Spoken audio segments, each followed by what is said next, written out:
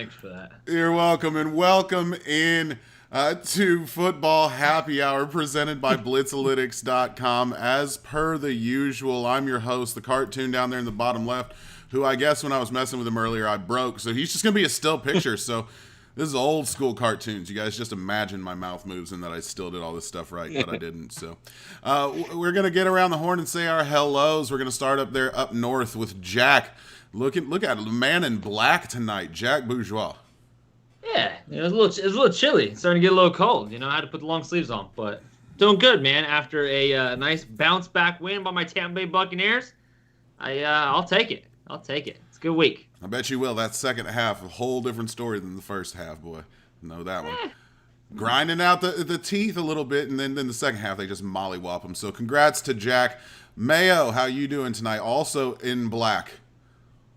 Yeah, and I got sweatpants on too. It's getting cold down here in Florida. A little chilly, 60-degree weather. So Cody, I'm just trying. Cody did not. No, I live in Missouri. It might be a little colder than that. Yeah. We got like 2 inches of snow here today, Cody. And I love how Cody's the news anchor who just openly admits it's like, yeah, party up top, man, or business up top, party down south. I'm wearing the sweatpants. Y'all love it. I'm supposed to tell him, Cody. We're supposed to leave it to the imagination on what's down below. Absolutely, Cody. Oh, I hope I'm not pantless with you guys on here. Wow. Yeah, well, that's why we pay you the big bucks if we ever need it. Countryman, looks like your shirt once upon a time was black. Been through the wash a couple times, but how you doing, brother? It's supposed to look like that. It's Steely McBeam. It's one of the old school Steelers shirts. So I'm kind of still thrown aback here by how cold Jack is and his long undies up there that he's been chilling out in. So I'm telling you, dude, Jack's starting to look like emo Santa Claus right there. Like whoa! All right, like he'll come give you a present and a stern talking to. Swag. Come on now. It's nice being toasty, all right? Hey, it could be worse. He could be bad Santa. I got the heater on last night. I got it. I walked out of my bedroom. It was like 54 degrees or 56 degrees in my house. You got a little nipply, all right? I haven't recovered. Rob, we got to teach him how to eat, man. Yeah, let's transition on that one. Yeah, let's transition on nipples. We're going to do what we do every week here. We're going to give you 4 quarters, 4 topics, and then we're going to even include an overtime because who doesn't love a little bit more time with their buddies? This week's first topic, again, we know, Jack, you're a Bucs fan, and you can take a little happiness in the outcome here, but no one likes to see an injury. Drew Brees, indisputably one of the greatest of all time, has a collapsed lung, multiple fractured ribs. He's been dealing with an injured right shoulder since apparently week 8. Obviously, as much as Jack wants the Bucs to win and as much crap as Cody can attest that I've been talking on Drew Brees on the voyage, this is not how we wanted it to go. But we've got a couple topics we're going to address about this. First one here, Taysom Hill or Jameis Winston, because Sean Payton says he refuses to come out and make an announcement. I know where I lean, but Jack, I'm going to come with you as the division rival here. Is this Taysom or Jameis's role? Oh, this is definitely Jameis's role. There's no way it's not. Taysom's thrown less than 20 passes in the NFL. Jameis led the league in passing last year. It's undeniable. And I think there actually is an opportunity for this team to be better if Jameis cannot turn the ball over. We've seen stretches of Jameis throw the ball to his own team and not the other team. And then we've seen the opposite. But I will say this. I do think that it's going to go one or two ways. Either Jameis is going to ruin this team or Jameis could actually take this team to the next level. This offense could light it up. Drew Brees is I think he's like 37th right now in terms of yards per attempt, and just in the minimal amount of throws that Jameis had, I think he was top 10 in yards per attempt.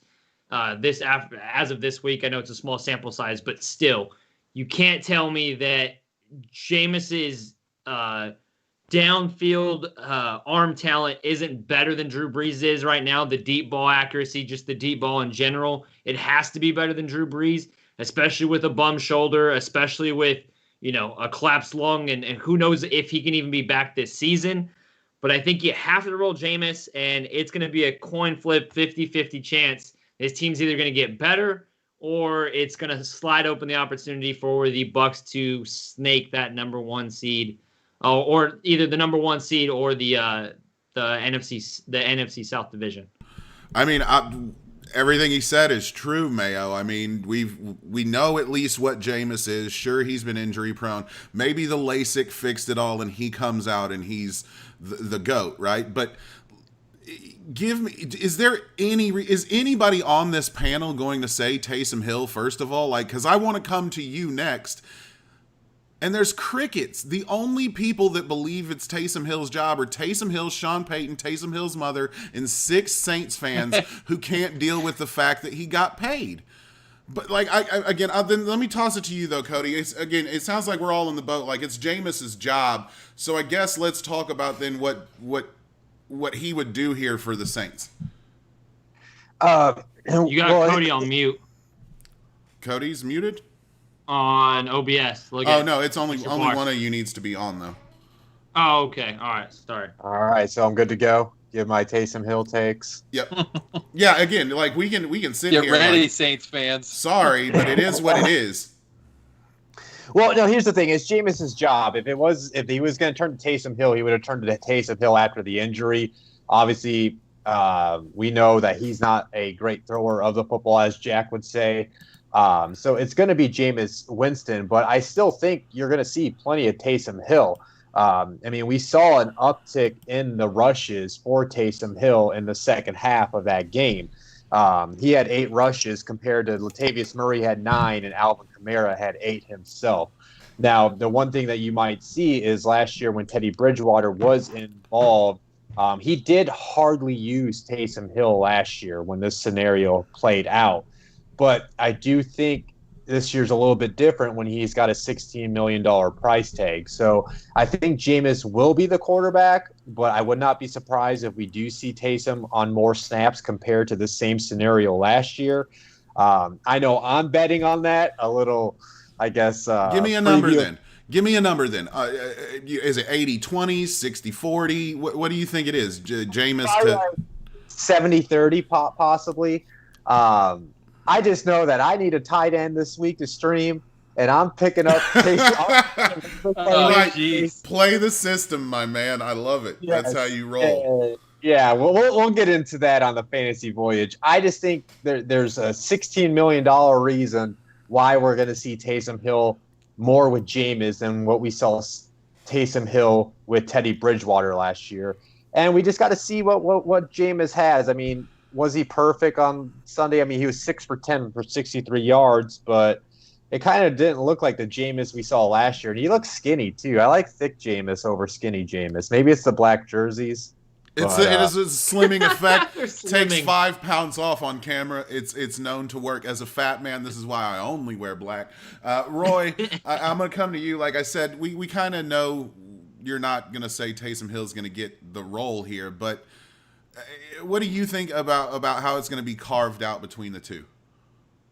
You don't think the Mormon Missile's going to get the start here, RobRob? You're not feeling that? Nah, son. No. son. I'm thinking this is more along the lines. There are 10 people in this country that legitimately believe that. I'm sorry. So, like, when I look at this, I feel like, you referenced being a fat kid. I feel like I'm at McDonald's drive-thru looking at the value menu. It's like, do I want Happy Meal version Lamar Jackson and Taysom Hill, who can't throw and run the ball?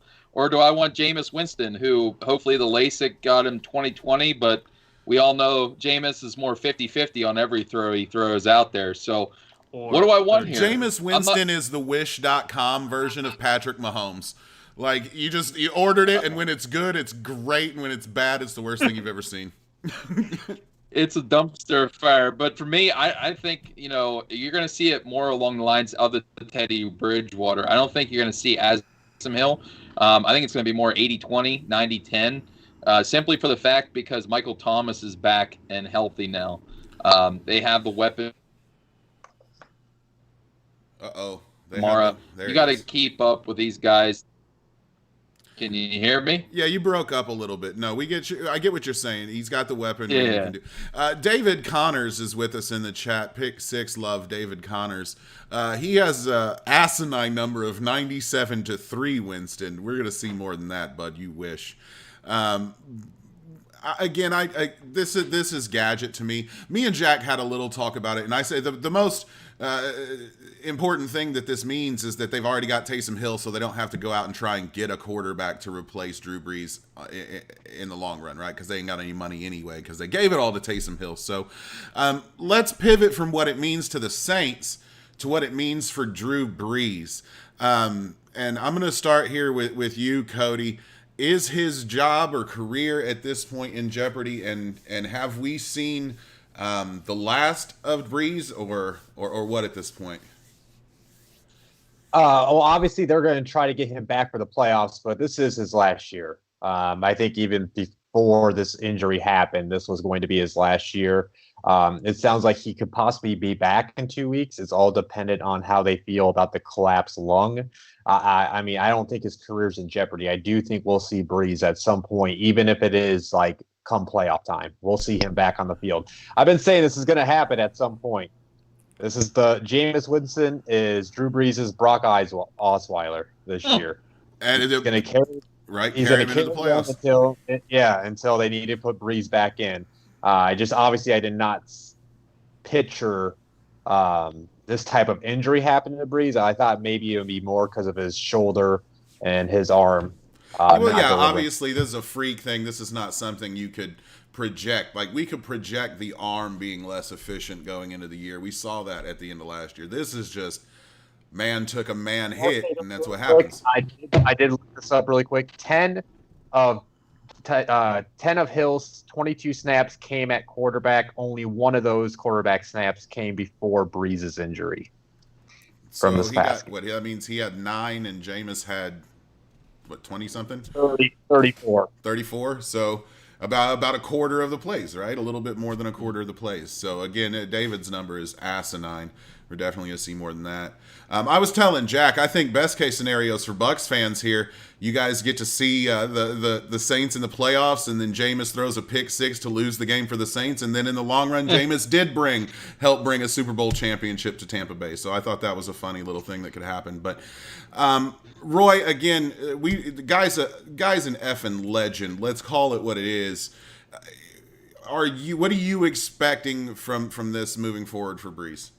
Yeah, Brees, to me, like, you already seen the writing on the wall. He was so close to retiring this last offseason, and you can really tell with the way, Mickey Loomis, Sean Payton, all them are dealing with a cap. We all know the uncertainty next year, and they're right around $100 million over the cap if it stays at $175 million at this point. You can tell all their eggs are in one basket.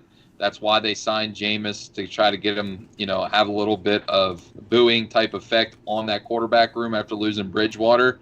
I don't think Brees' job per se is up for grabs, because I think when he's healthy, he will be the starter.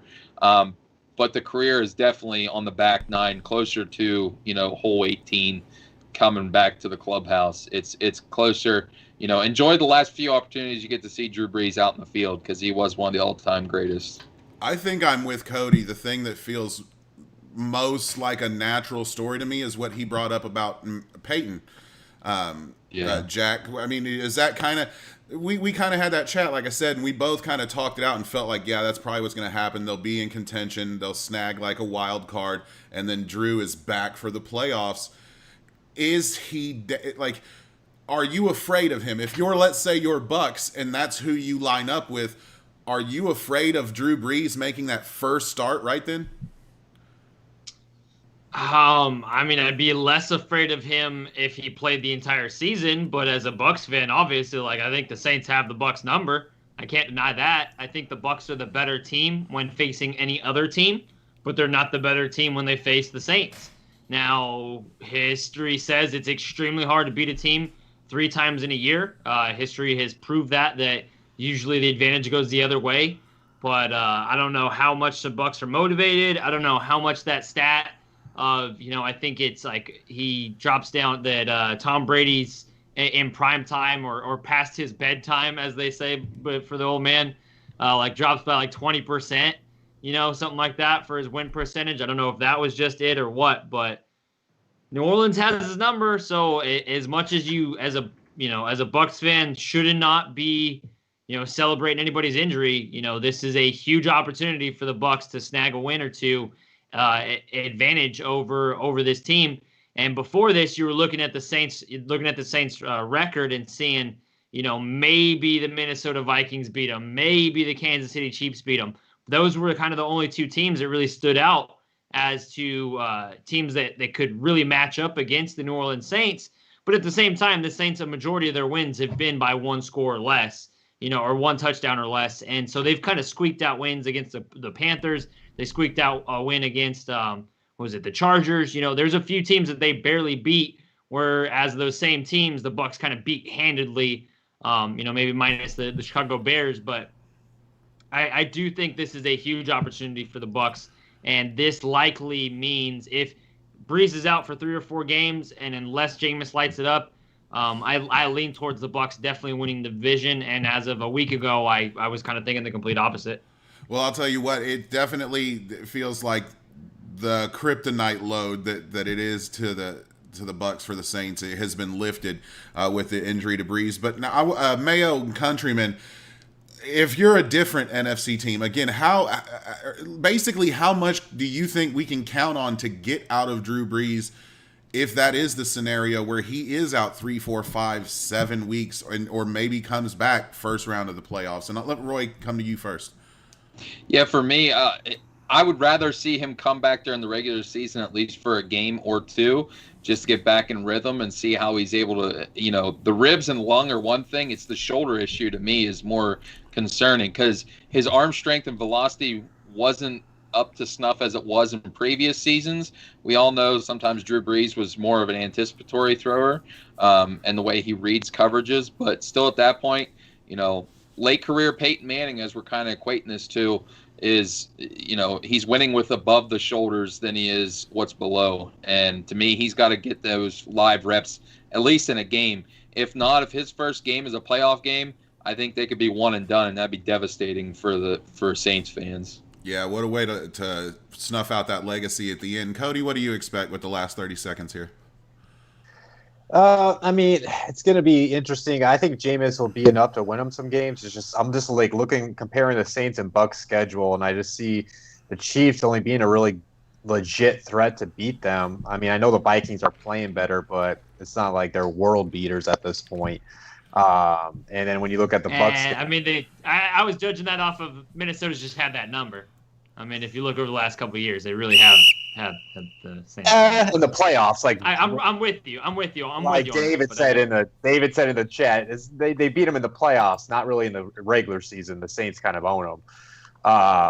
But yeah, then you look at the Bucks; they could easily lose to the Rams on Monday night, and then Chiefs. And then they do got the Vikings as well, and depends on how you want to view the Lions at that point this season. But, yeah, but again, one is tougher, and then you've got your Jameis on the fly, and again, who knows? We know the thing is that what we know about Jameis is that we don't know what Jameis is going to be that week.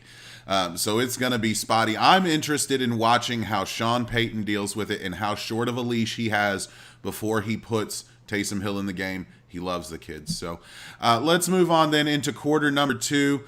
This is going to be a little bit of a fun topic here, and probably some differing opinions for a multitude of different reasons. But if you had to bet on one team from either division to win the NFC East or West, who are you going to put your money on? And Cody, we'll let you lead this topic. Do we want to go both, or just start with?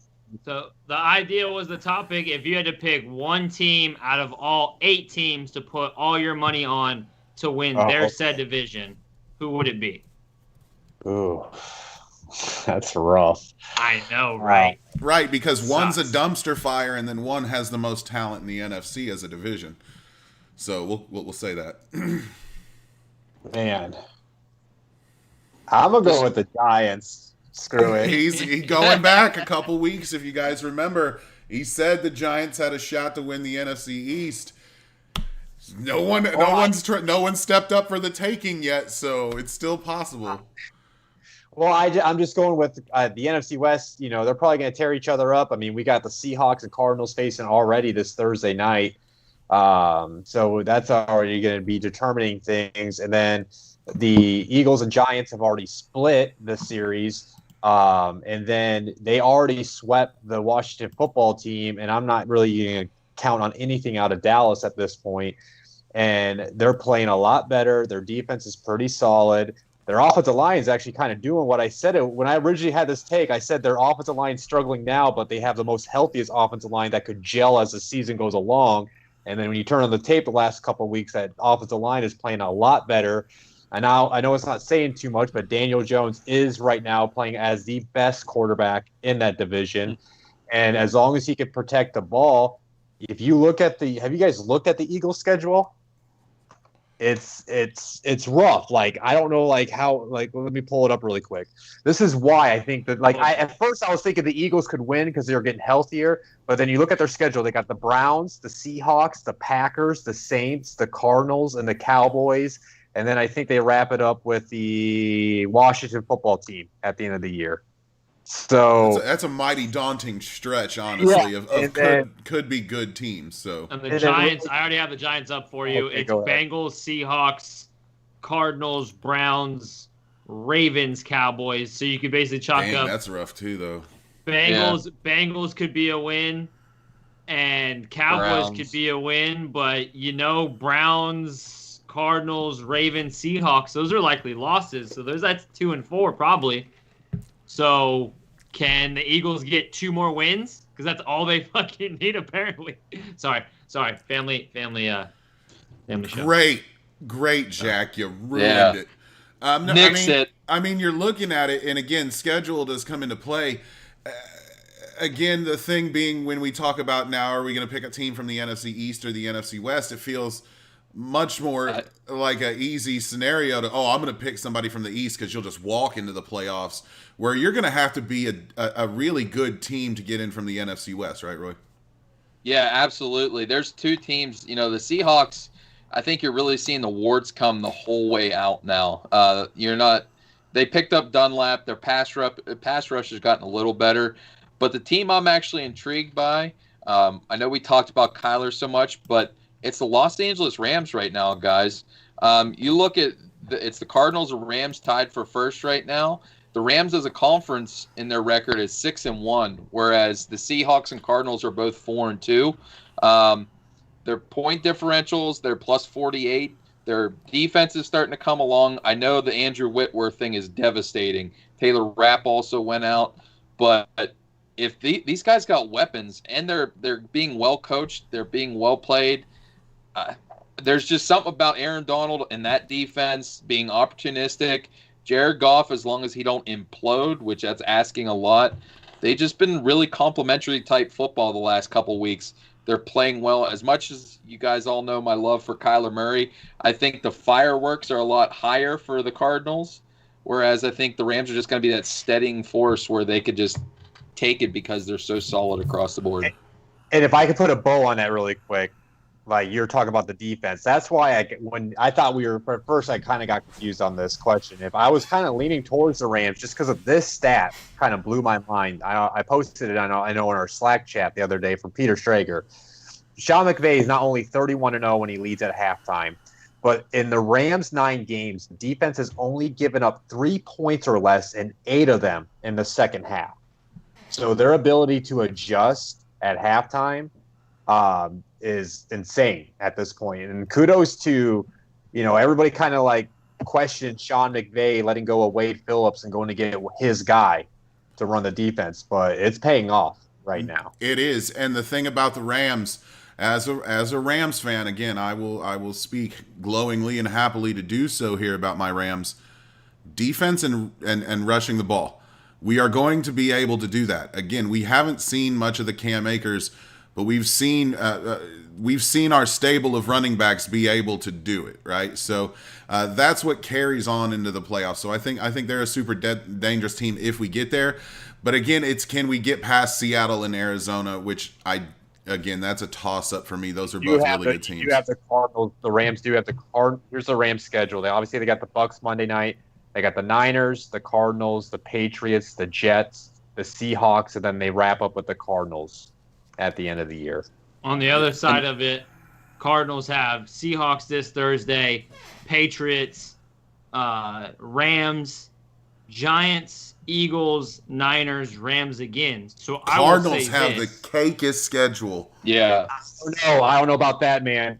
I just pulled it up. It's the Rams game. The Rams game twice is basically going to dictate it. Like whoever wins those two matchups, or whoever wins that Week 17 matchup, I think likely wins it. It's going to be a toss-up. If I had to put my money on anybody, I do think I kind of do agree with Cody, and I did say that earlier. Like, I don't know if I have to eat crow on that or not, but I think that the easiest cakewalk for someone to win is probably the Giants, but then the Eagles should win by default. But, like, I don't know.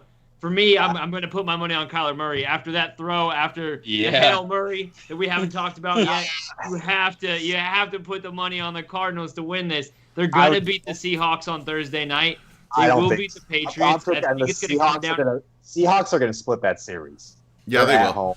It's NFC West. That's what we do. Split series. Spoiler alert. Home doesn't mean anything this year, though. Road teams have NFC a better West. record than home teams. That's just how the NFC West works. Always.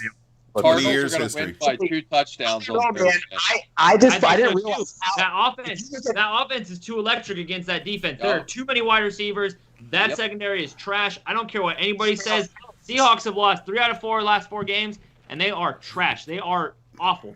Awful when it comes to Seahawks are winning the division because they got the Cardinals, the Eagles, the Giants, the Jets, the football team, the Rams, the Niners. I think the Jets have a chance to win their first game against the Seahawks. Now that's that. Roy's over here. Whoa. Roy, Mama Countryman over there talking about Mama Juice. I think Roy got some daddy juice he drinking. He's a little tipsy. Me and Cody were the only ones drinking on this show. Yeah, it's that's how it's going down tonight apparently. So, again, I forgot to turn the clock on. So whatever, this is how we roll. So we've got a couple of options then, right? Like, it's either going to be does nobody have any love for the Cowboys? I mean, I know Dak's gone, but that's still just because David's listening, don't mean we got to talk about the Cowboys. Like 6 wins could win this division. Like, you don't think Zeke could carry him to 6? I don't think they get maybe 1 or 2 more wins max. I mean, this team the coaching is just so bad. I mean, it is. Like, I thought by default the amount of talent they had should instantly win that division. They are so bad. And what's more likely for Dallas? Last few games with a concussion because he got decapitated. Like, no, he didn't look good when he was in. Let's be honest. But what's more likely for the Cowboys? They have a top 3 pick, or they make the playoffs. Top 3 pick. Top 3 pick. Oh, David, I hope you're still listening. Oh, Mayo didn't answer there though. Mayo, top 3 pick, or they sneak into the playoffs? More than likely a top 3 pick, and they get Penei Sewell. Ooh. Nah, they take Justin Fields and trade Dak. Dude, you guys got to give up on that. Dak's that quarterback. You don't have to give up. I'm with you. Man. I'm with you, David. I am rooting for the Washington football team and Alex Smith for sure. But down. I mean, let's be honest. We're talking about a team that they're going to get in and they're going to lose. No matter who comes from the NFC East, it's a losing battle. You're giving up good draft position for one and done playoff football. I don't know, man. I don't know if the Saints win the NFC South and then the Bucks and then Tom Brady has to face the Giants in the playoffs. I mean, oh no. face your. Why do you gotta do this? Like, I feel like you start every happy hour. You gotta start something. Like, I don't ever start this. You start this. Like, I want to know why. Like, what have I ever done to you? Tom Brady got to take on both of his daddies on the way to the ring. That's more of a Tom Brady point. If Tom Brady was playing for the Saints, I could still say that. Right, so. Tom Brady's playing both of his daddies on his way to the ring. It's great. Anybody else got anything to add about this before we throw to a commercial real quick for halftime? Kyler Murray is a cyborg. Kyler Murray is a cyborg. That was one of the greatest plays we've ever seen. DeAndre Hopkins can catch anything. There is no ball that is uncatchable for Hop. Nothing. I will never. He can get. But that is totally that defender's fault. As much as that is DeAndre Hopkins being Nuke and being the greatest wide receiver in the NFL, who was that? Jordan Poyer. Damn, man. I know you're trying to make a play, but you got to have a little bit of spatial awareness to see what you're doing because he literally took out his dude. I'm just saying, dude still caught that with his fingernails. Like, that was one of the better grabs I've ever seen. Dude's got sick hands. Again, between him and Larry, let's be real, there's never been a team with better hands at receiver than the Arizona Cardinals. Hey, Larry dropped a pass. It was like it literally made like the end of the world is happening, Jack. Right? Yeah, he dropped a pass. Crazy. My mind was blown. I mean, it was like 10 feet away, and he adjusted. It wasn't his fault. But still, yeah, but then God gave DeAndre the extra quarter of an inch to get that ball, so it all worked out in the end. Let's go ahead then, and I'm going to give these guys a quick break. We'll be back with quarter 3 in just a minute.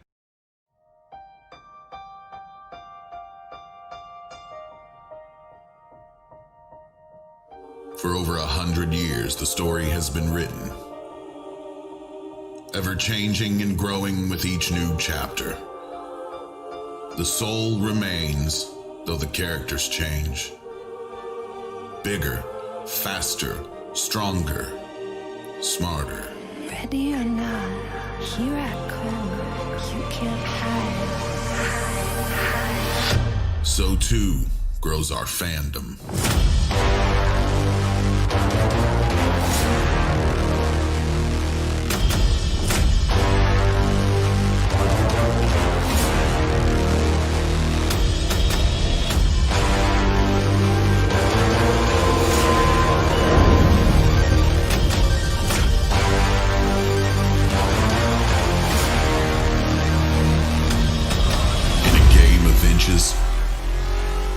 Start miles ahead.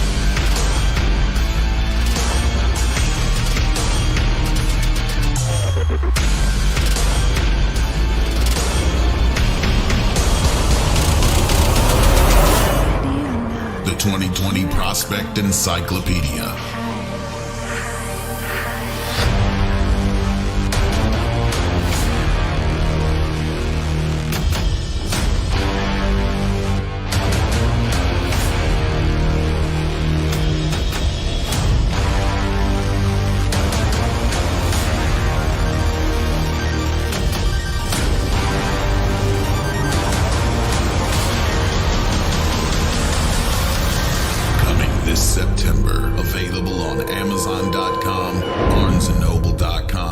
Blitzalytics.com.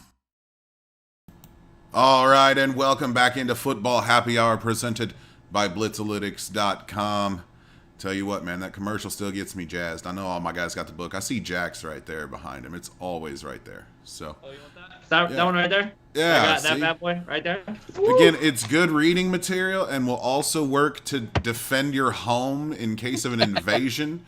It is a large, girthy book. Let's move on, though, guys, into quarter number 3. This one is going to be kind of that classic one, right? So let's just go ahead and jump right into it. Pretender or contender. We're going to run through the top half of the league, see what's up with them, see who is real, and I, talk a little bit about how the Bears are not real. AFC, let's start with the AFC. Pittsburgh's 9-0, Kansas City 8-1, Buffalo 7-3, Cody's Colts are 6-3. The Las Vegas Raiders 6-3. The Miami Dolphins, kind of a surprise here in the 6th seed, 6-3. Baltimore Ravens also with a matching record, as are the Cleveland Browns and Tennessee Titans at 8-9. And then the New England Patriots, somehow or another at a 10 seed with the 4-5 record. Again, it kind of just falls off a cliff there in the AFC. So let's talk about it, guys. Countryman, I'll start with you since it's your Steelers up here at number 1, currently undefeated at 9-0. Obviously, I know what you're going to say here, but give the case why they're that number 1. Okay, when you look at a championship caliber team, what do you start with? You get after the passer, and you don't turn the ball over. What are we very good at this year? What's one of our warts we need to fix for playoff time? Running the ball. We have been atrocious at it the last 3 weeks. We need that to be fixed, or else we're not going to be able to get into a shootout with Kansas City and with maintain the time of possession to beat them, keep the ball out of Patty Mahomes' hands. But if you look back to the last 3 or 4 years, Because basically, in my opinion, I think it's Kansas City or bust for Pittsburgh. That's what we got to look for in the future here. By all accounts, if you look at our schedule, we're looking at 11-0 or 12-0 before we really even are worried about the next opponent here. So for me, Pittsburgh and Kansas City, they're on.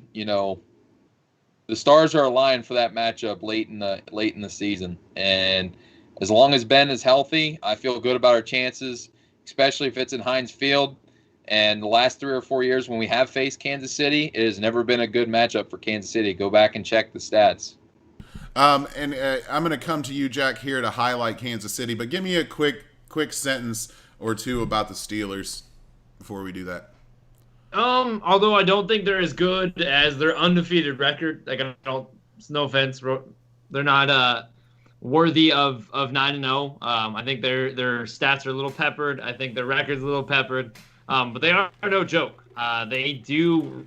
I mean, minus like what you said. I mean, basically they kind of can do everything though. They can run the ball well, or they have ran the ball well this season. They do have a plethora of weapons offensively. They have, arguably 1A, 1B, 1C between the Bucks, Colts, and Steelers as the best defense in the league. So there's no way you can deny them.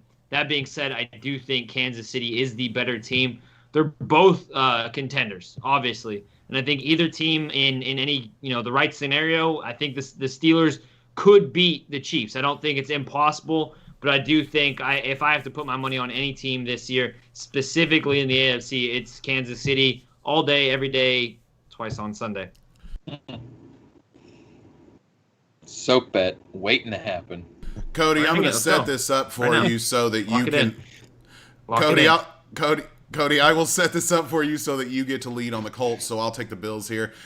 Bills 7, and again, Kansas City, nothing more needs to be said. You have Patrick Mahomes. You are always a contender, so let's be honest with that. The Bills 7-3. This team is going to go as Josh Allen goes, right? When he has his highs, they are going to be at times unstoppable. When he has his lows, you'll be scratching your head why they're letting some teams stay in it so long or even losing games they should probably win. But again, when Josh Allen's at his finest, this team to me can compete for a championship. I'm going to label them a contender, again, with an asterisk, though, that it's very much important that Josh Allen's mitigate turnovers and kind of get rid of some of the boneheaded plays. But again, I think the Bills obviously could be champions at the end of the year if they get both sides of the ball going at the same time. Mayo, I'll come to you really briefly. Give me a sentence about the Bills and then tell us about your Colts. Oh, no, I agree with what you said. That's the thing with the Buffalo Bills is they do have an offense that can, go in a shootout type of matchup with the Chiefs, but that's not how you beat the Chiefs. If you get in a shootout, you're going to lose. You got a ground game. So they got to figure out the ground game themselves. With Zach Moss and Devin Singletary, and they do need to figure out their defense as well. If they can figure that out, I think they can go on a run. But hey, I'm not saying Josh Allen is Joe Flacco, but we've seen what happens when a quarterback can get hot in the playoffs. I think Josh Allen is capable of doing a 3 to 4 game stretch where he's so dominant that they can win. Obviously, like you said, Steelers and Chiefs. I'm not really going to sit here and say my Colts are contenders right now. There are some things they need to work out on the offense. But I will say this, if they can get that ground game going, they have the defense to win come time in January. If they can get Jonathan Taylor going with Nyheim Hines, they got Michael Pittman finally going this past game, and they can maybe get Phillip to get to that first Super Bowl finally. But, I mean, we saw it last year. The Colts can beat the Chiefs. They went into Arrowhead on a primetime matchup. They know how to play him with the defense, and this defense is a lot better than last year, especially with DeForest Buckner. And what they did is they went in there and they controlled the clock with the ground game, and Marlon Mack ran all over them. So that's definitely plausible that could happen again, but they got to get JT in that ground game going. Other than that, I mean, I don't think I'm not saying they're contenders at all. No, but there would be contenders, right? They're that team that if all falls out and it works good, then great, they could definitely be. But you also write the scenario where it falls apart for them. Same thing I say about the Bucks. Colts lack consistency, right? If they could just make when they're good be consistent, you're talking about a scary team. But it's the ups and downs that come with the Colts. Excuse me. Oh my goodness, that Coke struck, guys. For the rest of the ones, and we'll do the same thing for the NFC East. We'll spotlight 4 teams, and then we'll just kind of talk about the rest in general. You've got again the Raiders at 5, Dolphins at 6, Ravens at 7, Browns 8, Titans 9, Patriots 10. Which of these teams? Are there any contenders? I mean, it's a little weird to see the Ravens down there at 7 for me, Roy. I see you shaking your head. Is that the team you're looking at? No way. Number 6 is my team. Miami Dolphins. Miami Dolphins are going to win the AFC East. You can book it right now. Buffalo Bills defense is not up to par as what it is last year. They've had too many injuries, just not enough. Matt Milano's been out for a while. Miami Dolphins are on the right track. They're playing complementary football. That defense is flying around. Emmanuel Ogbah is one of the best kept secrets in the NFL. You have Xavier Howard just keeps picking passes off. Byron Jones. That team's scary, especially with Tua at the helm now. I think you're really going to see them sneak in as the AFC East, and you're going to see Buffalo going to have to be contending for one of those last 3 wild card spots. You really trust that offense with no weapons? Yep, I'll take it every day of the week over not sure who Josh Allen is every week. Yeah, I beg to differ. I do think that the Buffalo Bills win the matchup against Miami Dolphins, but Miami Dolphins are definitely a contender. But if you guys skip over the Las Vegas Raiders, I'm going to flip a lid. Do not think that they are contenders after beating the top team, after beating top team. Steelers, your top team. They're undefeated. Yeah, that's my power rankings. I don't care what you guys say. Kansas City Chiefs, one of the power rankings. But are they legit contenders, or are they just able to win any game? The only team to beat any 2 of these teams. So they are legit. And what happens if they beat the Kansas City Chiefs again? Likely not going to happen. But what if? If that happens, can I finally get my goddamn credit around here? That's all I asked for. They still should replace Derek Carr. They should still replace Derek Carr. And they still got to figure out that defense. That defense has way too many loose holes in it for them to go anywhere in the playoffs. But that's the thing. Are the Raiders a real contender? Well, we can't spend the whole time talking about that. So again, Raiders are a fringe contender. Dolphins a fringe contender. Obviously, I mean, Cody, it's the Ravens of the other 4 teams, right? Ravens, Browns, Titans, Patriots. Yes, the Ravens are done, man. They lost Ronnie Stanley. They lost Nick Boyle. They have no blocking. They have no legit passing threat. I think you're about to see them kind of fall apart. Yeah. That's now hard looking to at hear this for Dolphins fans. Titans need to get hot. Titans need to turn around and get hot. They still have a chance at being a legit contender. Patriots, no. 10 is nah. We're just Let's move on then to the NFC. You guys get the picture up there. It's the upper echelon, and then whoever's fighting to lose to them. Number 1, Green Bay Packers 7-2, Saints 7-2 at 2. Arizona Cardinals occupying the number 3 seed right now, 6-3. Philadelphia Eagles trash at 3-5-1 in the 4th seed. Tampa Bay Buccaneers 7-3. My Rams 6-3 ahead of the Seattle Seahawks at 7 at 6-3. The Bears 5-5, followed by Minnesota at 4-5. Detroit at 4-5. So again, this feels like upper echelon teams, and that's really all there is. So Cody, I'm going to come with you, and we're going to talk a little bit of Green Bay Packers. Are they contenders or pretenders, and how real are they? They are pretenders until I see them beat a real team. Let me say they're borderline contenders because it's Aaron Rodgers. So Aaron Rodgers, he has playoff magic. We've seen it plenty of times. And as long as Vontae's out there too, right? Like that's his guy. Yeah. You need a Vontae. I just don't know how long that's going to carry them in the playoffs. It just depends on if the matchups go right. But you're talking about if they can hold on to this 1 seed, they probably do. I don't have their schedule, but they probably do have the easiest path to that 1 seed. And then you're talking about that Green Bay weather come January. I mean, they got Jamal Williams, Aaron Jones, Devontae Adams, MVS is coming on. Alan Lazard just got activated. They have the offense, but if they face a team that can run the ball, that's when they're probably going to lose. But they don't really, I mean, who really runs the ball? I mean, I guess the Buccaneers, if they can get things going like they did this past weekend, but And They the might have. Rams, should we face them in the Yeah, playoffs? that's true too. That's what I'm saying. They might luck out this year, not face a team that really has a legit running threat.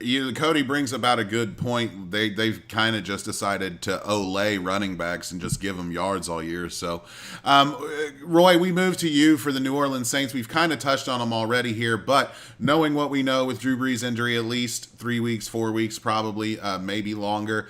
Are they pretenders with Jameis and Taysom back there, or are they contenders still?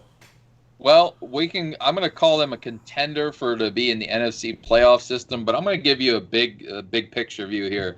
I think there's only one team in the NFC that's an actual contender to win the Super Bowl this year, and that is the one that's in number 5 seed right now, the Tampa Bay Buccaneers. Outside of that, we'll let him talk about him. Don't worry, we're going to skip the Eagles. None of these other teams in the top 7 even have a chance against the class of the AFC. Aaron Donald would like to have a word with you, sir. That's fine. He'll be running down the field to Patrick Mahomes. I don't get to talk. Pass off I don't get to talk about him really this segment because I'm going to take this opportunity to spotlight the Cardinals, and then Jack, like I said, we'll skip the Eagles and let you talk a little Bucks here. But the Cardinals to me at 6-3, I think it's between the Cardinals and Rams. If I'm going to be honest, I think Seattle's defense is going to be an Achilles heel for them. In the long run, I think that battling each other in the NFC West, I like the Cardinals and Rams against them, and that I think is going to be the difference maker. But whichever the Rams or the Cardinals, I think are legitimate contenders, and for different reasons. The Rams can run it down your throat if need be. They've got a good defense, and we've got some pretty good receivers. Arizona's offense is just absolutely electric. One of my favorite to watch in the league right now, and their defense can get it done as well. So I give the Cardinals the nod here, being a contender, and I don't even think they're fringe. I think they're a legitimate contender. Again, Kyler Murray is electric. So we will skip the Eagles because, sorry, Jay, they're 3-5-1. So we go down to number 5 for the Tampa Bay Buccaneers, who you already hear Roy say are his only true contender here. Jack, that's got to make you happy. It does. I appreciate that, especially because I've kind of trashed his Steelers like this entire season, even though I have a ton of respect for them. So I appreciate that, Roy. Thank you. The Bucs are the only team that I think has a legit chance at any of the top 3 or 4 teams coming out of the AFC, particularly the Steelers or the Chiefs. I think those are the obvious Super Bowl picks for the AFC. One of those 2 teams is likely going to be there, and the Bucs match up a lot better than anybody else does. The Green Bay Packers will get ran over. The New Orleans Saints are just not. Again, I think the New Orleans Saints can beat the Buccaneers probably and spank them again 3 times in a row in a season. I do not think that they can do that against some of the other teams. And then you look at, no offense if I can jump ship over to your Rams.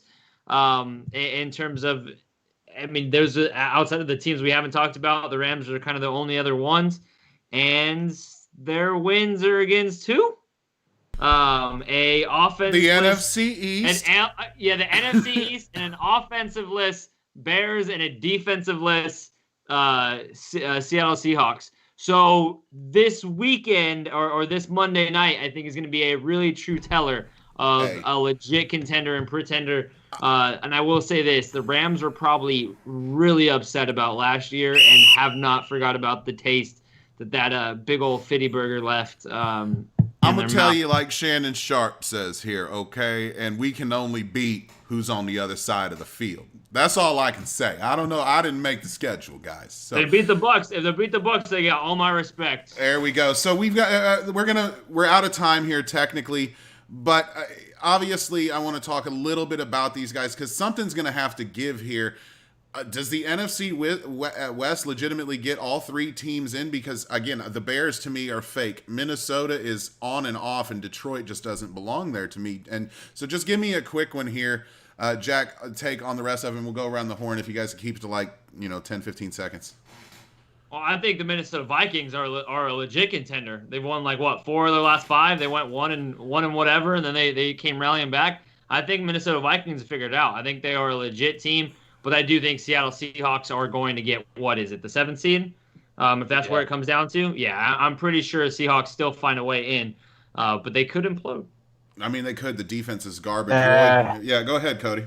No, I'm just Russell, saying the it's rough. Seahawks. I already went over the Seahawks. Have an easy schedule. This past game, they had Quentin Dunbar and Shaquille Griffin out. And here's another thing too: when their offense has struggled the last 3 weeks, Chris Carson has been out, and he will be back in the lineup on Thursday night, and he makes the difference in their offense. So watch out for Seattle and Russell Wilson. I'm just saying. Not mad at it. Countryman, give me a real quick one, and then we'll jump into quarter 4. Yeah, the only other contender here is the Vikings, and I don't see them knocking the Seahawks out. They just got too many weapons on offense. For as much holes on the defense, they can still score points, especially with DK and Russ. I'd take them, against the field for that 7 seed. I would as well. Same thing for me. Detroit just doesn't belong there. So let's move then into the fourth quarter, where we will continue to beat you about the head region until you purchase the Blitzalytics Prospect Encyclopedia that we now abstain-ably have to all show. It's on all 4 boxes. You see it there, guys.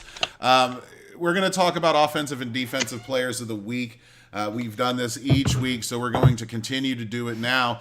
And then based on what I see here, I want to go to Jack first because he picked my favorite player this week. So, Jack, go ahead and spotlight your offensive player, sir. Oh, man, that was a hard one. I actually wrote down originally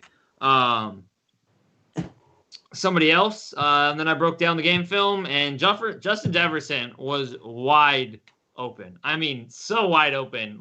And he was facing the number 4th ranked defense, at least against a wide receiver from a fantasy football perspective. By the way, Cody can attest to this. I told you guys that give Justin Jefferson the start in that matchup, even though it wasn't a juicy matchup. Boom, listen to the voyage. I did hear that. I did hear that, and I did not listen, but I wish I would have. Chose Claypool. I guess it worked out. 8 of 135 yards on 10 targets against the Bears. He put Kyle Fuller on skates. He put Amos on skates. He put basically everybody on that defense on skates when he had a chance. And then not only that, I don't know if you guys really watched that game, but I mean, he was fighting for yards, man. The Chicago Bears have a smash mouth approach to defense, and they hit you right in the mouth. They do not care. And he hit right back. I mean, he was breaking tackles. He was fighting for yards. He's not a receiver that just goes down easy. He is willing to lower a shoulder and break a tackle or two to get a first down. And he did that on multiple occasions. I'm very, very impressed. I think Chase Claypool is the better weapon. I think Justin Jefferson is the better receiver. I think Justin Jefferson is the best rookie receiver we've got this year. I think we all attested to that he was probably going to have the easiest transition from rookie to pro because he was so versed in every aspect of the position. He's just very, very good at everything he does. I don't think he's great. He's very, very good. And maybe he is the better route runner than Jerry Jeudy. Maybe. I don't know about who's better route runner, but I'll tell you what, I love watching Justin Jefferson. A big fan here. Again, the rookie receiver class has been really good, but I do, again, like Jack said, remember Blitz telling you he's the most pro-ready receiver. He's going to come in and make moves and has. So, Cody, we'll come to you because, again, I think the Detroit Lions are pretenders, but I like this kid. Yeah, my offensive player of the week from the book is DeAndre Swift. He got his first start for the Lions, so he got yes, pun intended, the lion's share of the carries out of the backfield. And he got to show what he is. And this is what, if you listen, we're just going to pat ourselves on the back. If you listen back to when it was a fantasy football hot seat, I said, draft DeAndre Swift, set him on your bench, and wait until the second half of the year when he takes over that lead role on that turf in Detroit, and he's going to ball out for you. I have him in our Blitz 16-team league, and I have him in another money league, and I'm so happy after this performance. He had 16 rushes for 81 yards, 5.1 yards per carry. He also had 5 receptions for 68 yards and 1 touchdown. Jack did do the Detroit section. He was the number 3 prospect for the Lions in the book. And he showed out on Sunday. So I was really impressed with the ability that he showed on the field. Again, I absolutely love the kid. Not a big Lions guy, but I love Swift. Roy, not a shock. Not a shock, the player you went with here. I got to take my low-hanging fruit when I have it here. I try not to brag my Steelers up too much because Jack likes ragging on them. But Chase Claypool, this dude, he's like, I don't know, next level performance, athleticism. I think he's getting dangerously close to that DK Metcalf cyborg type. Just shouldn't be able to move like that. He's tied for 4th in all the NFL in touchdowns now, guys, with 9. He has 7 receiving touchdowns in total, with 2 of them this past week. Yeah, he only caught 4 of his 10 targets. He dropped 2 passes, and he's averaging 14 yards a catch. But this dude, you can just see the impact he has in this offense. There's a reason why, even though we can't run the ball in Pittsburgh, we can still spread out the wealth here with Johnson and Juju, but this guy's the difference maker. He's got the height for in the red zone. Ben consistently looks for him. Not only that, he's a weapon on the end arounds now. It's really a telltale sign whenever the defenses are taking him away rather than a running game because of how much success he's had. So Chase Claypool, just simply an alien. I got to give a little bit of a shout out to Bobby Greco, who did his scouting report last year. I know some of us were like, I'm not so sure about all that. Well, he was right on the money. So good on you, Bobby. And like I said, he was the number 1 Steelers player, and he's played like it this year in the Prospect Encyclopedia. Man, I will tell you what, this receiver class has been nasty. Like, there's some nasty receivers from this past draft. Speaking of wide receivers, I saw this before we went online. T. Higgins right now has the longest active streak. I think it's 6 games with getting 60-plus yards in a game. It's pretty impressive what they're doing. Insane the production you're getting from these young cats right now. So let's bounce over to the defensive side of the ball. And Cody, we'll let you lead this one off, brother. Yeah, you should be happy. I no wonder why you came to me on this one. It's Darius. Yeah, it's Darius Williams, your cornerback, opposite of Jalen Ramsey. As we saw, Russell kind of stayed away from Jalen Ramsey for most of the game. And that led to those 2 interceptions by Darius Williams. He actually has 4 on the year. In this game, he had 2 interceptions, 3 pass deflections, and a tackle. He was the number 14 player for the Rams by Jack. And he's a guy not just that played well this year, but anytime I was watching your Rams on the defensive side of the ball throughout the year, he's flashed and he's made some plays on his especially on his pass deflection. He's got a knack for getting his hand on the ball. And I'll say this, Rob, your Rams, they got some young players. I picked him for the 2 interceptions, but I also debated Micah Kaiser, who had over 10. I think he had 12 total tackles, 10 solo this week, and also a guy that I was pretty high on in this past draft class, Terrell Lewis, had a couple sacks in the game. So you kind of are forming a nice little young nucleus of players if they can all stay healthy. Absolutely, and you heard Jalen Ramsey talk about him and said you should be considering him an all-pro in the near future. So absolutely stoked with the way this encyclopedia has favored my Rams this year. So, Roy, let me come to you now for yours. What I do? Yeah. So for my guy, I took Alexander. This made me feel dirty because I picked the Patriots, but they did come out and wound up beating up the Baltimore Ravens, so I had to give him a little bit of kudos. Kyle Duggar, all of us seen him here down at Senior Bowl practice last year. Absolutely was flying around the field. He was a little bit overaged at 24 years old when he was drafted, but he could play everywhere. He has quickness, strength, quick twitch fibers, great tackler, has some ball skills. He's playing linebacker now, folks, and he helped shut down that Ravens running game, especially after Boyle went down with his knee injury. He helped limit the Ravens to 4.1 yards per carry, and even the running backs, if you take Lamar out of the situation, only 3.4 yards a carry. He had 12 tackles, 7 of them being solo, and had a half a tackle for loss. He's finding his niche now. Belichick is really starting to use him as an outside linebacker, being with all the opt-outs. He's starting to find his role here. It's going to be an interesting fit going forward. I love his athleticism. The arrow is definitely pointing up. And this dude has a lot of big games in his future here, almost like a Shaq Thompson-esque type player.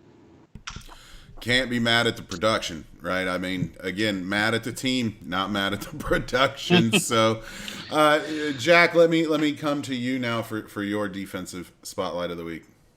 Again, another hard one. Lewis was on there, like we just talked about. There's quite a few guys that kind of stood out on the film, but Teron Johnson, he played outstanding football for the Buffalo Bills. I think Cody had him ranked number 5 on the Prospect Encyclopedia. He had 9 tackles, 8 tackles solo, 2 tackles for a loss, a sack, a forced fumble, another hit or 2 on the quarterback. And they had him lining up. He's a slot nickel corner, and they had him rushing the passer. They had him playing spy on Kyler Murray. They asked him to do more than they've ever asked him to do playing for the Bills, and it was outstanding. He got pressures on the quarterback several times. Like he was either in coverage, sitting, staring at Kyler Murray right around the line of scrimmage, or blitzing. Like there was, that's basically all they asked him to do. And Kyler Murray still tore him up, had two rushing touchdowns and like 80 yards on the ground or 60 yards on the ground, something like that. Without it, it wouldn't have been as close as it was. And, he wasn't the one that, gave up that Hail Mary. So I have to say that Tron Johnson played an outstanding game. And was the one that kind of saved the 2 plays before in terms of making the tackle or forcing the guys to get out of bounds. Like he was all over the field. If you watch that game, he was making plays left and right anywhere he could. So outstanding performance from Tron Johnson. Again, just 9 tackles, 8 solo, 2 tackles for like when you get those I do everything things, right? Like I love those stat sheet stuffer guys. So we got about 4.5 minutes here left in the quarter. We did kind of speed through that, guys. So any other names you want to spotlight? How about he's in the book, but how about Jack's Ronald Jones having a 98-yarder? Yeah, 98-yarder. And lead the league in rushing. Oh man, that was an insane run. Damian Harris, there wasn't I don't know if any of those runs were pretty, and most of them were little chunk gains, but without Damian Harris going for $120 or whatever he did against the Baltimore Ravens, they don't win the game. Like it doesn't matter what Cam Newton does, they do not win the game without him running as hard as he did. And I was very, very impressed with him. He is not a home run hitter by any means. He's just a tough between the tackles, smash mouth, hitter. He led Bama 3 straight years rushing the football. He's a Bama running back to the core. And if I'm gonna pat myself back on the back again after Ronald Jones, I might as well talk about another guy I written about, my boy Nyheim Hines, last Thursday night on his birthday. He turned 24 and he completely balled out. I see that again. We talked about I would like to see him be more consistently involved because, they are way more fun to watch when Nyheim Hines is balling out, and it feels like they're a million times scarier every time he gets involved in the passing game. I would love to see him get more consistent love most weeks. So. Yeah, I want to go back to one of your guys on your Rams, RobRob. Keep doing it. Yes, please do. Micah Kaiser. If you go back and watch him at Virginia when he was playing inside linebacker there, the dude was a tackling machine. I know there was some people out there really, thinking the house and the farm was being burnt down when Corey Littleton walked out the door. But this dude all he does is just make tackles. Yeah, he might not make as many splash plays as Littleton did in coverage, but he's just so solid. And there's a lot to be said to that for in the middle of a defense. When you have guys like John Johnson, in the back end, Taylor Rapp like to freestyle a little bit, you can have a guy that pretty much plugs down the middle there and is a sure tackler, especially in the running game. And I think he just doesn't get enough credit going forward. Another fella here with the Rams, it's going to have a lot to do with the rest of your season, was the number 12 player, Joseph Noteboom, who's played a lot of guard early in his career. He's going to be the guy that gets first crack out here at left tackle for your Rams. But it's going to get interesting because I'm not so sure you don't see another guy. He didn't make our prospect encyclopedia, but Tremaine Ankrum that was played left tackle or right tackle at Clemson. If Noteboom starts to scuffle, you don't see a guy like him. It was a 3-year starter at Clemson get a chance to get some reps out there at left tackle. He wasn't the tallest guy, but he has great length. This time last year, and I'll say this, we had injuries on the O-line last year, up and down the O-line. And I was just completely disheartened about it. We're screwed. We got nothing. And then I saw what Jack did with the encyclopedia, and I'm like, oh, well, there's a lineman. And there's lineman. There's another one. There's a couple more. There's like 6, 7 linemen in the top 15 guys. We have drafted young guys year over year over year, and now it's time for that to come to fruition, right? Noteboom being the big name right now because of the injury. And let's be honest, Whitworth's long in the tooth anyway. Couldn't have been counting on him for very much longer anyway. We need to see something there to replace him. So we got about 40 seconds left. Anybody want to say anything else? We got a question here in our chat. Here we go. David threw it out there since we're talking about players in the Prospect Encyclopedia. Is James Robinson the best rookie running back in this year's class? No, he's just getting the most opportunity. I think if you put any of the other running backs in that same situation, they probably have similar success. I mean, I think I agree with Jack, but I'll caveat it and say that if I was forced to pick a running back for Rookie of the Year, it's probably him. But I don't think that makes him the best rookie running back. He's just getting he's got the fullest allotment of carries. That's why. But Clyde Edwards-Helaire, Clyde the Glide, you can't. I still think it's CEH or JT. Yeah, JT is just a little down, but Antonio. If you put JT in that offense, I think he would be killing it right now. I do too. I don't know what it is. Cody? What's up with the Colts offensive line? Why? What's up with that run game? I don't understand. They're just not getting any push. They're just not generating a lot of yards before contact. I think they're bottom 10, if I remember right. He does need to kind of see the field better. I've always said, man, his time wasn't this year. It never was meant to be. It was supposed to be in the back end of the year. And with how bad this Packers rushing defense is, I know we're actually going to maybe get into this. Then we might end up talking about this game in this overtime section, but this might be his break. I hope it's his breakout performance, but I think his time will definitely come at least by next year. And remember, people, while we wrap this up, there's this thing called development. And there's this thing called being patient. Look how many running. Look what was Derrick Henry? What was Melvin Gordon in their rookie year? Nothing. That's true. And then what? Look at their second year. They blew up. So be patient with these kids. Absolutely. And you heard him reference it a little bit. So we'll go ahead and jump into the overtime period right now.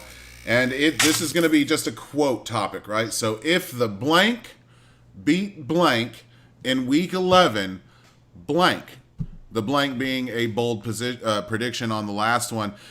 I will say this one. I'll start here. If the Rams beat the Bucks in week 11, they will win the NFC West. No questions asked. To me, they become the prime team in that division because we show that we can compete with, as Roy said, probably the singular true Super Bowl threat out of the NFC. So again, if the Rams find a way to beat the juggernaut that is the Buccaneers, they are definitely winning the NFC West. Go ahead, Cody. No, I was about to. I thought you were done, but I was I'm about to done. say I saw this earlier. What's cool about this week is there is 5 games between teams with 6+ wins. Cardinals versus Seahawks, Titans versus Ravens, Packers versus Colts, Chiefs versus Raiders, and then the Rams versus Bucks.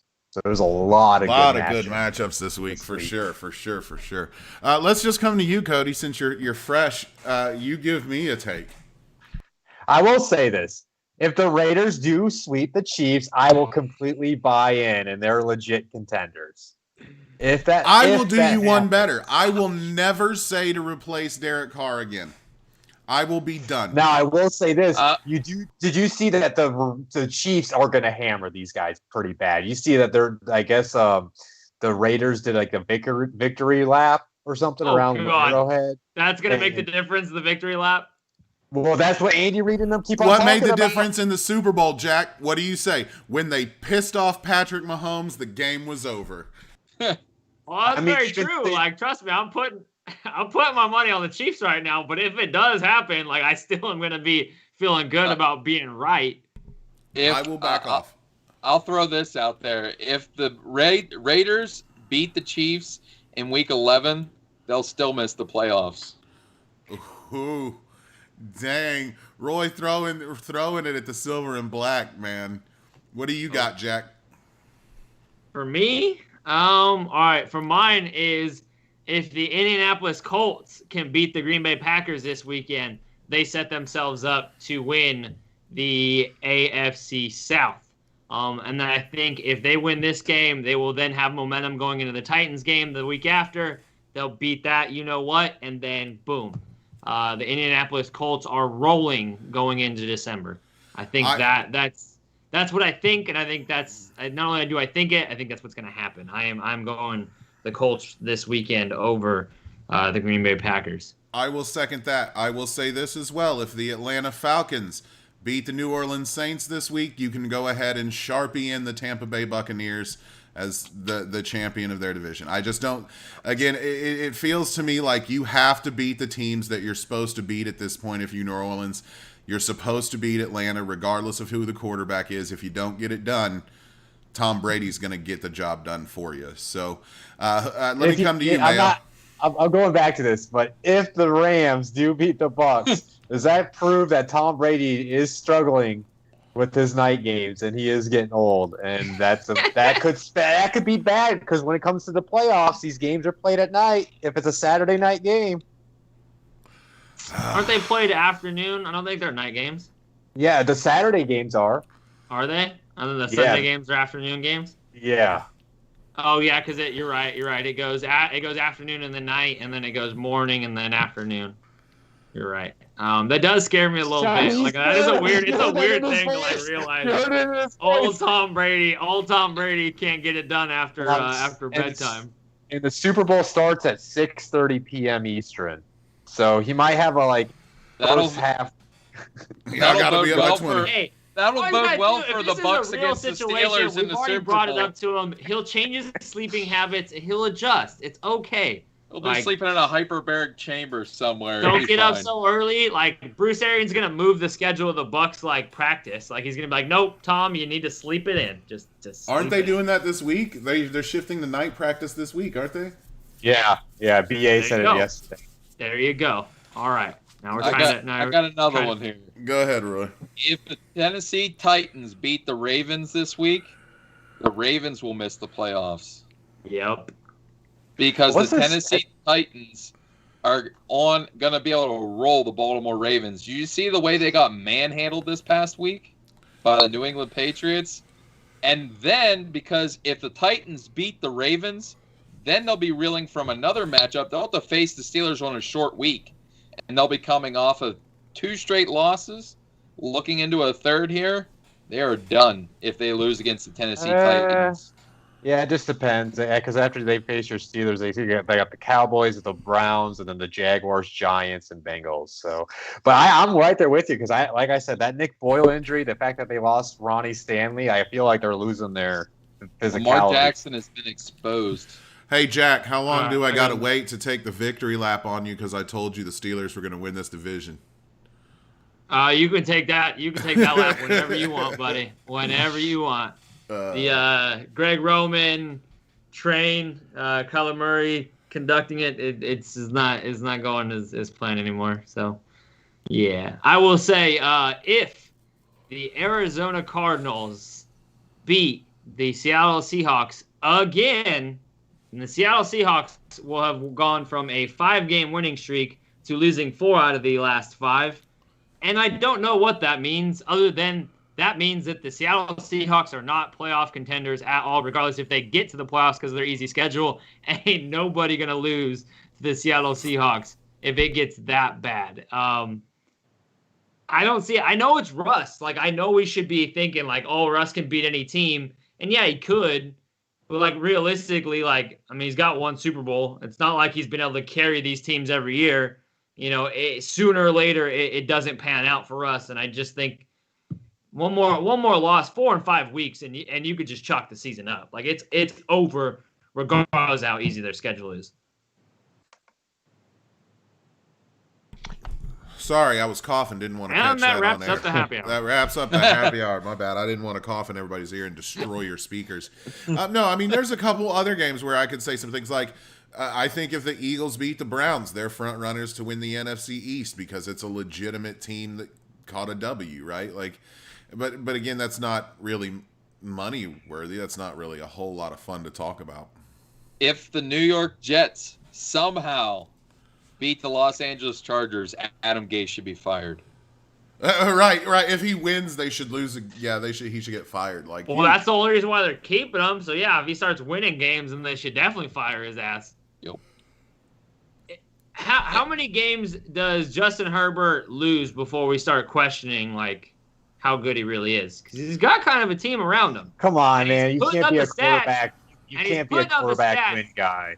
Okay, Quarterback but his wins fourth are not quarter a stat. decision making. All right, but watch the game film. The fourth quarter decision making is kind of piss poor, and he's missed quite a few open wide receivers in the fourth quarter. Like game-winning decisions have not been there. He hasn't made good decisions in the fourth quarter. Like you can go back to every game almost.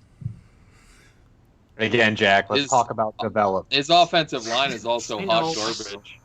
I think that the coaches are on the hot seat if they keep losing this way. I definitely think that. Could you imagine Joe Brady running that ship out in Los Angeles? Or Eric Bieniemy? Why was he all of a sudden a hot quarterback when they were letting him pass the ball on first down, and all of a sudden they entered this last game and they're going to run it first and second down? Anthony Lynn needs to go. I like Anthony Lynn though. Yeah, he's a good guy. Doesn't mean he's a great coach. This is true. I think I have like a soft spot for him. I like he's a running back for a coach. Like you gotta love the approach. Yeah, I could tell by the game plan. No shit. You got Kalen Ballage out there when you got all those weapons, but you could just spread it out. That was more Brian Ballage just played good the last couple of weeks though. He's had like two of his better games of his like entire career. Bring up the Steven Smith stare meme. I got one more here. If the Jacksonville Jaguars beat the Pittsburgh Steelers, you might see Roy Kunchman lose his religion. Just gonna leave it at that. You might see TVs thrown out in Western, PA. There might be snow coming in the Kunchman household. It might get ugly real quick. I mean, okay, so here's the thing about the Jaguars, though, right? Because I had a little bet that the Packers would win by 6 against the Jaguars. Of course, the Packers didn't cover because that's what I get for betting with the Packers. But I can't tell if the Jaguars are bad and lucky or if they're scrappy and kind of decent. You know what I mean? Like, what are the Jags? Because they've got little pieces I like, right? I like Chark. I love Visca. Like, Visca's my dude. So, I mean, like, are they bad and lucky, or are they scrappy and good a la Miami last year?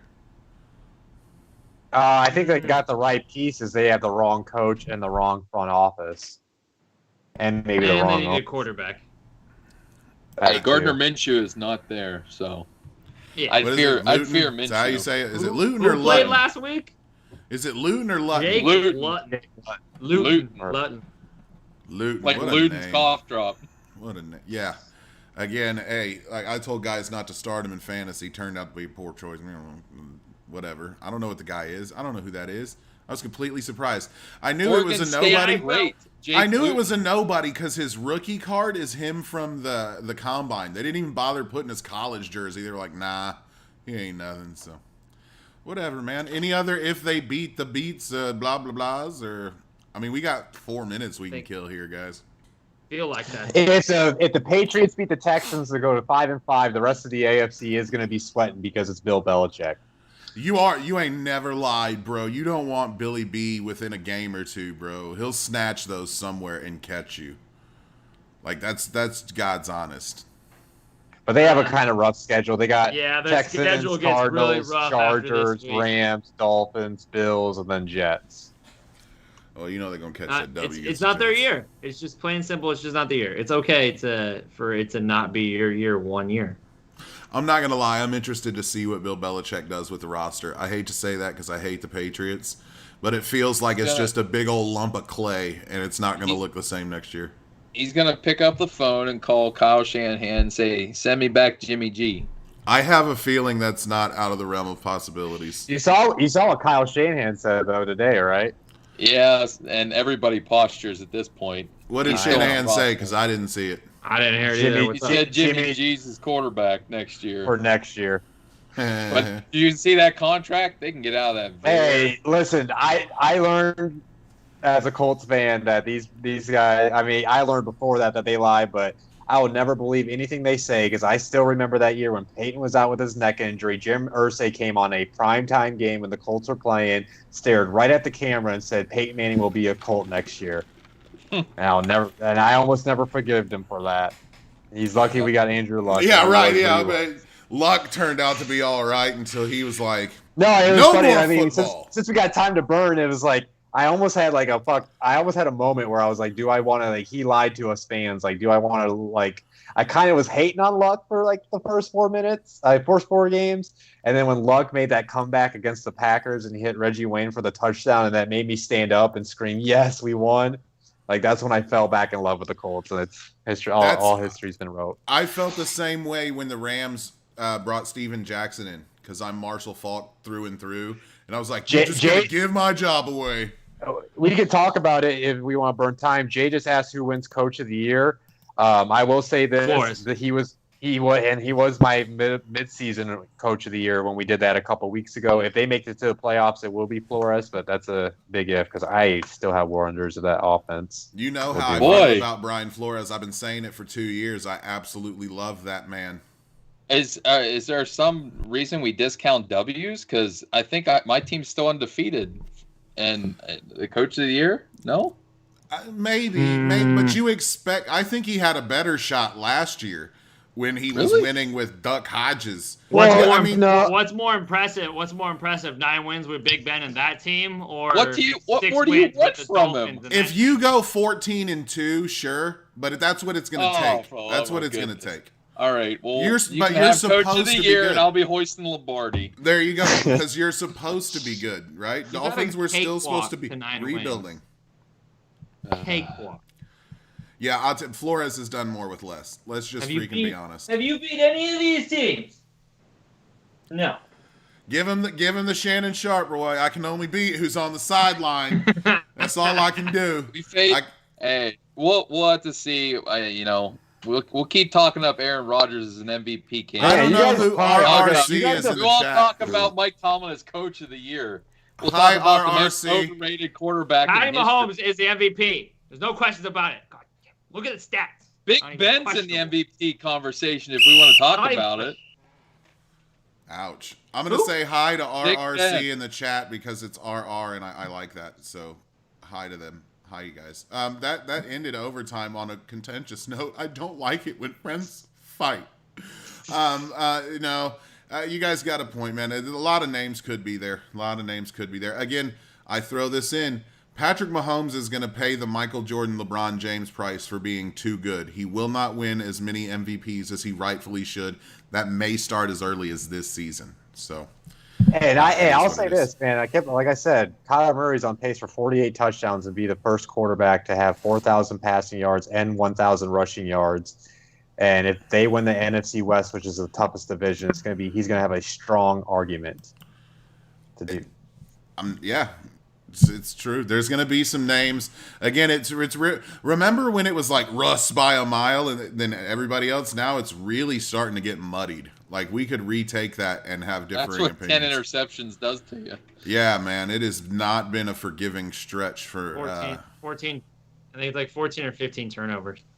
Yeah. What was he saying? Unbothered. And that's all he needs to do though is get on a little hot streak and yeah, you absolutely. can get back into it.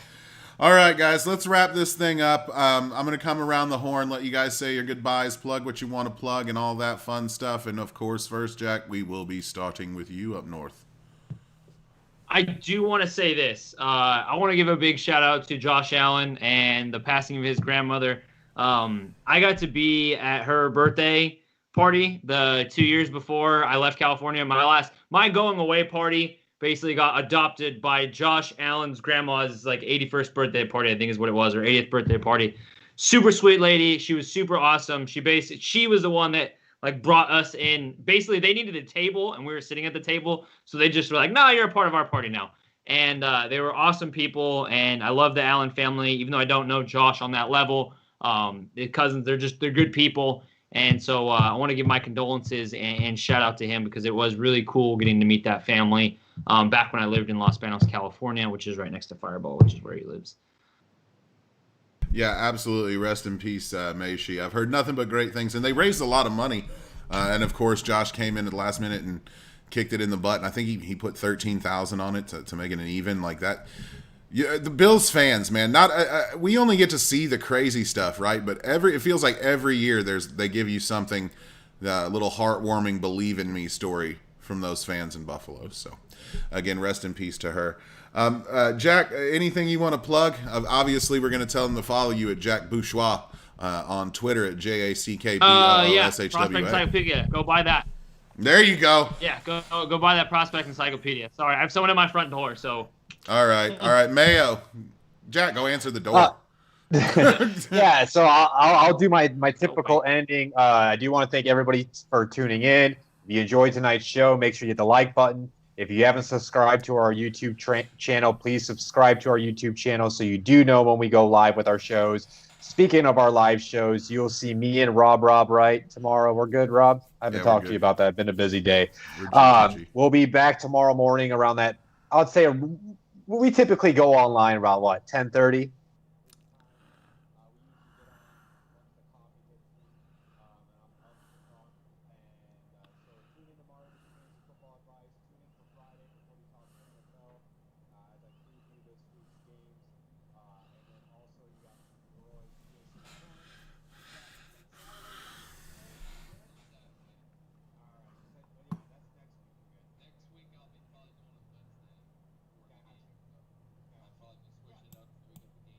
So either way, make sure you do tune in.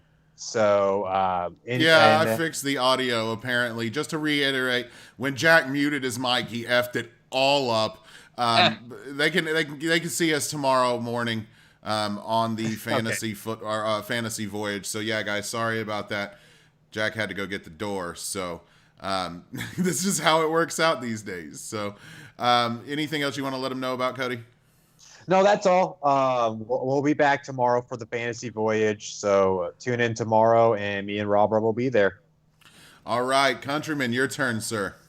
Yeah, for me, as always, go buy this Christmas presents. You definitely want to. I don't know if you could shove it in a stocking, but you want to try it at least. If not, buy a PDF and send it through email in some sort of device in the stocking. But we'll move on from that. I want to spill a little bit of beans here. We have another video podcast, going to be coming to the Blitzalytics network here. It is going to be our scouting podcast. We had a meeting the other day. A gentleman that's been joined with Jack there on the Blitz Breakdown. Me and Zach Garton are going to be the regular co-hosts of what is going to be known as On the Clock Pod. Our scouting podcast will be joined frequently by different guests as well as some of our scouting staff here. Can't wait to get that started. Look for it around the first week in December here as we get rolling into the scouting season. Really excited about it. Can't wait to see it. Got some really cool graphics and whatnot that, the maestro beside me has cooking up. So, as always, you can find me at Preacher Boy Roy, and how we always end the show, stay humble and be a blessing. And I'm going to give some shout-outs to people here for being in the chat. We had Pat in the chat active. Hi, Pat. We had Eric J in the chat. Hi, Eric. We also had, of course, Superfan Jay in the chat. What's up, buddy? And then Mama Countryman, kind enough to join us tonight, sipping on the Mama Juice. So thank you guys all. Don't forget about David. He might. David left to go watch Mickey Mouse Clubhouse. So I want to thank you guys all for being part of the show. We love it when we can get you involved in the chat, of course. You can follow me at RobRob Graphics, and I will see you in the morning with Mayo on the Fantasy Voyage. And as always, this has been Football Happy Hour presented by Blitzalytics.com, and we look forward to talking to you guys next week. Blitz out.